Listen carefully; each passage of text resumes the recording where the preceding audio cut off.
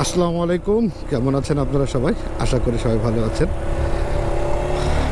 এইবারের ঈদটা তেমন কেন জানি মানে ড্যাম ড্যাম লাগতেছে, তেমন কোনো উত্তেজনা নাই। এই যে আজকে আমি গরু দেখতেছি, হ্যাঁ ঈদের আর হয়তো বা 4-5 দিন আছে, তাও নাই, বেশি দিন নাই।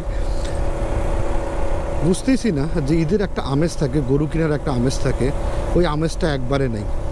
মানে একটা থাকে না যে আওয়াজ থাকে যে হ্যাঁ ঈদ ঈদ সামনে একটা ঈদ, ওরকম কোনো আওয়াজ দেখতেছি না।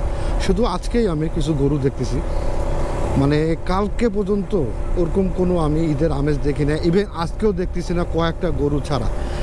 আর হাটে এইবার যাওয়া হয়নি ব্যস্ততার কারণে, যাইতে পারিনি দেখে ঘাটের অবস্থাটা বলতে পারতেছি না।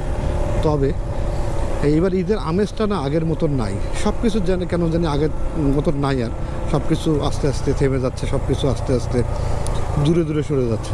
ভিতরে এই ঈদের আনন্দটা আস্তে আস্তে কেন জানি কমে আসতেছে। আর তারপরেও মানুষের হাতের অবস্থা অনেক খারাপ, এই জন্য তেমন একটা আনন্দ পাচ্ছে না। আর পাঁচ মাথার এই জায়গাটার অবস্থা একবারে বাজে, এই পানিটা অনেকদিন যাবত শুকাচ্ছে না। এই সময় এই জায়গায় জাম হয়ে গেল। ও আজকে হাটের দিন তো। আগে আমরা ঈদের অন্তপক্ষে 10 দিন আগে একটা আমেজের গন্ধ পাওয়া যেত, সেই আমেজটা এখন আর পাওয়া যায় না। কারণ সব কিছু কেন জানি ড্যাম হয়ে গেছে, আগের মতন মজাটা আর নাই। জানি না আমার সাথে আপনারা একমত হবেন কি না।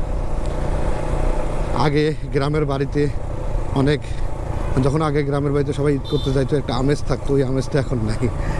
যাই হোক, জানি না আমার কথার সাথে সবাই একমত হবেন কি না। যদি একমত হন অবশ্যই আমাকে কমেন্টে জানাবেন। সবাই ভালো থাকবেন, সুস্থ থাকবেন। সবাইকে অগ্রিম ঈদের শুভেচ্ছা। ঈদ মুবারক। আসসালামু আলাইকুম।